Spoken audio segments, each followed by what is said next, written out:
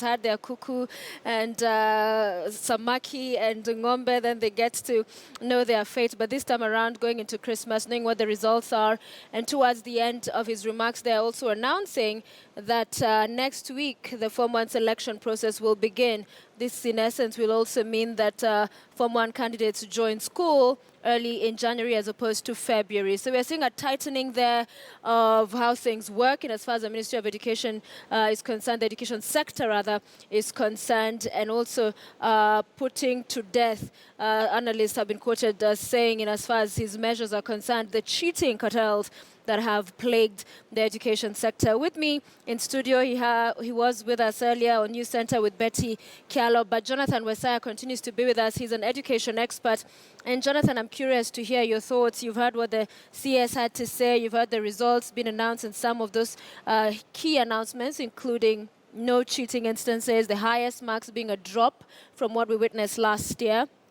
And on ranking as well, your thoughts? Sophia, remember when the cabinet secretary came in last year while releasing KCPE results, apart from the apology, he also indicated that he was cancelling 5,101 results for Form 4 candidates then. The instances had literally tripled from the previous year, and he made a promise that it will not happen again under his watch.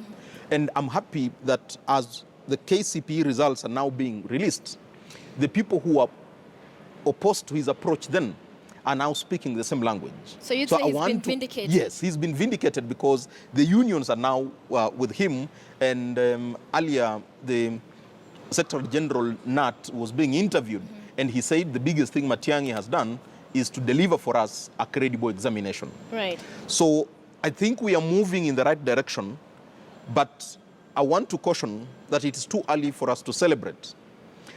We've done half the work, because the other part of this exam is the selection and admission of these children into schools that they qualify to get into, that they desire to get into. And there is usually some collusion. But the Cabinet Secretary ICT has assured that they have developed ICT solutions to make the system foolproof. So let's wait and see that by the 9th, when they are finalizing the selection for national schools, we will see where it's going. But there's something to be happy about. To be happy about. And Wasaya will continue with this conversation. I want to take us back to the Kenya Institute of Curriculum Development, where our Rita Tinina has been covering the release of the national examinations, KCPE 2016. Rita, good afternoon to you. You've been able to follow the sentiments not only from the CS but also the previous speakers that were there, and a lot of history in as far as some of the things we've been able to hear today. So I'll begin with that question I was just putting to Isaiah. Vindication for the CS and as far as the promises he made last year?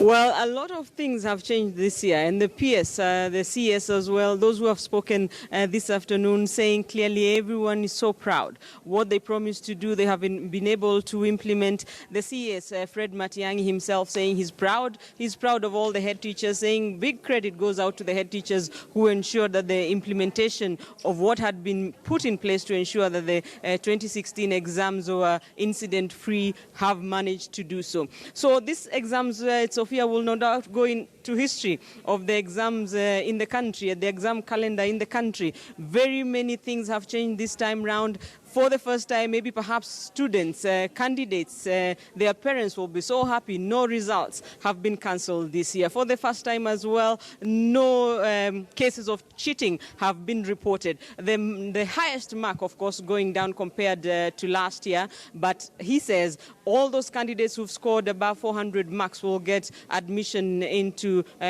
top national schools in the country. Sophia. Right, and Rita, talk to us about where we've come from, because whilst today is a big celebration and, you know, we had a lot of congratulatory messages from the CS and other officials, it has been quite a journey, and there were skeptics earlier on in as far as the Matiang'i rules are concerned. Talk to us about some of those measures that have been put in place to make some of these things a reality today.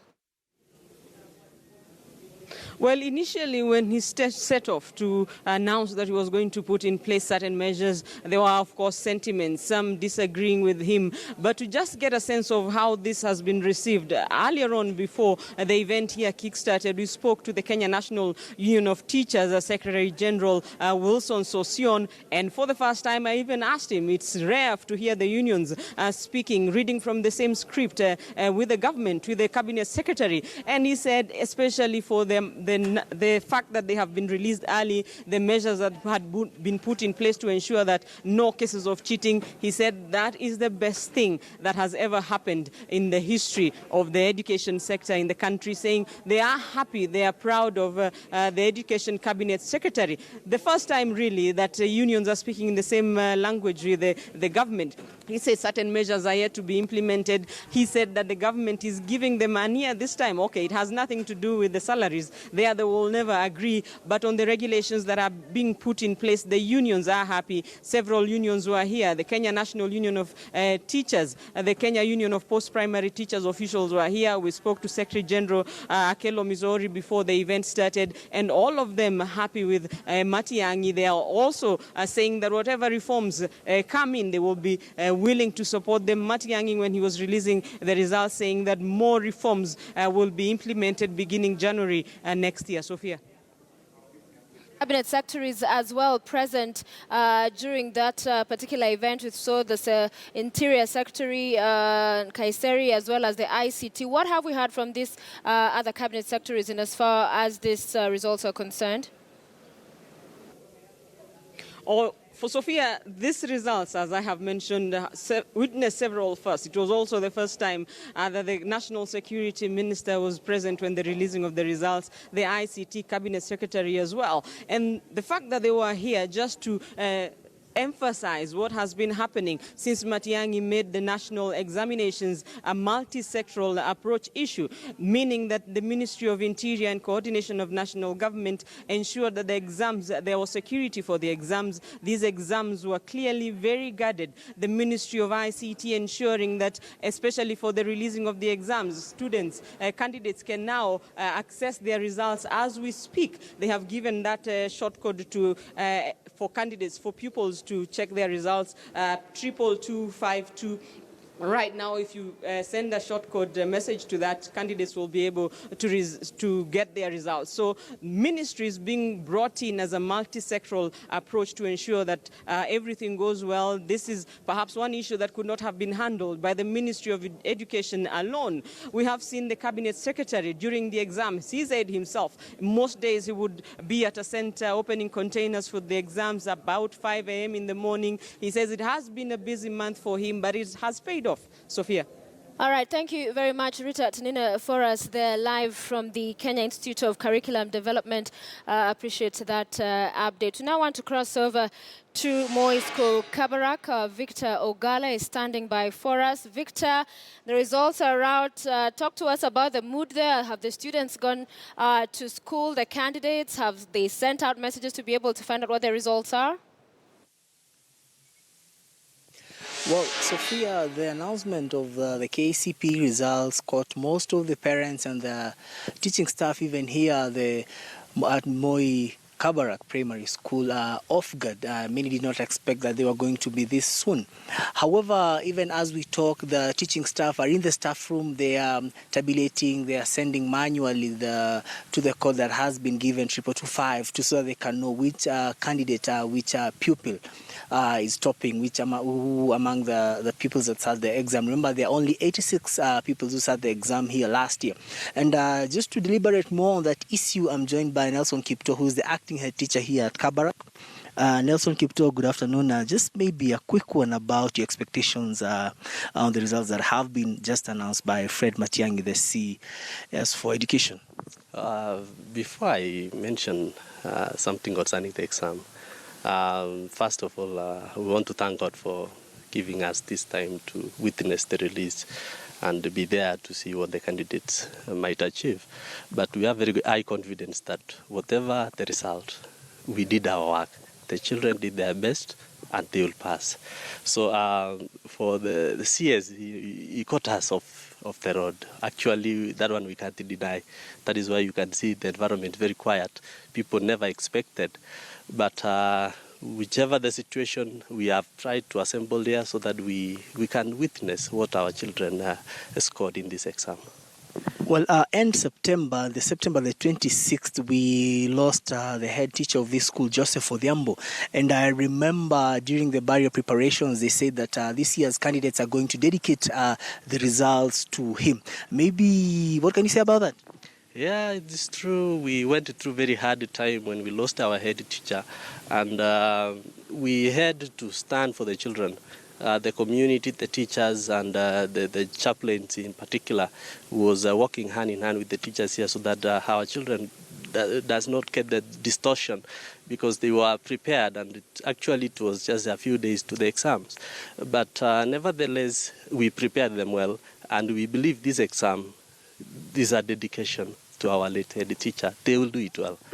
A final one, Mwalimu, perhaps you've heard, we were listening to Matiang'i's speech, me and you, and he said the irregularities were minimal. And what do you have to say about maybe the stringent measures that were put last year in terms of putting the exams in containers, unlike the previous years where it was just like that, they were staying in the armory in the police stations? Actually, we have to thank the CS for the good work well done, in fact, in managing the irregularities in examination. Remember the previous years, there's been leakages, and candidates could not get actually what they deserved. People could get leakages, and whoever was working hard to get his or her own marks may not have the equal platform. But we thank God for this, and we believe CS has done very good work. We wish them well, that the other stakeholders in the ministries to team up with him so that this kind of effort can be seen in the future.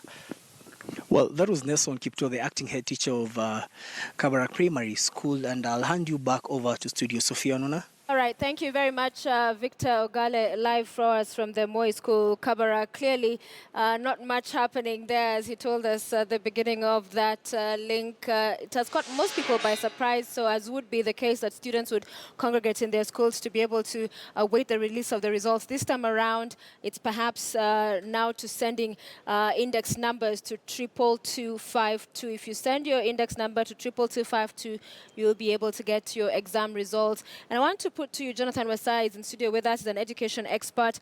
What do you relate this? We're seeing timelines moved up. There is an expediency that we've been able to see with this. What do you relate that to? I think the cabinet secretary got into office and realized that they were what I'll call system inefficiencies. Within the system, there were things that were not moving. They were wheels that were stuck. So what he's done is literally to unlock them so that they work effectively. Right. If you look at it in declaring November an examination month, he was able to free all the resources that he had to focus on the exam. So shortening the school term for the other learners who are not candidates, Yes. but then locking up a period of 30 days where everybody in the sector was working on exam is what has given us this efficiency. But then the question Kenyans need to understand, to what effect? We have received these results literally a month earlier. Now, it does three things. One, at a household level, you are able to plan before you get into the festivities what commitments you need to make for the new year. Number two, it is a reflection moment for the candidate. If you do not do very well and you want to resit the exam, what are the options you have? If you did not do well, but you get a secondary school place, what strategy do you need to put in place to go up so that you perform better? But then also, he has limited the loose ends and the free time that players in the sector who are building cartels were using to maneuver and beat the system. Because the marking period was too long, so it allowed for these cartels to infiltrate the system, either at the marking center or when the scores were already in the system being tabulated. So some scores, there are allegations that scores were being adjusted within the database at NEC. Yeah. But by eliminating that, you know, moving everything back to back has limited the time for any maneuver. Okay. But also, it has given the candidate timely feedback.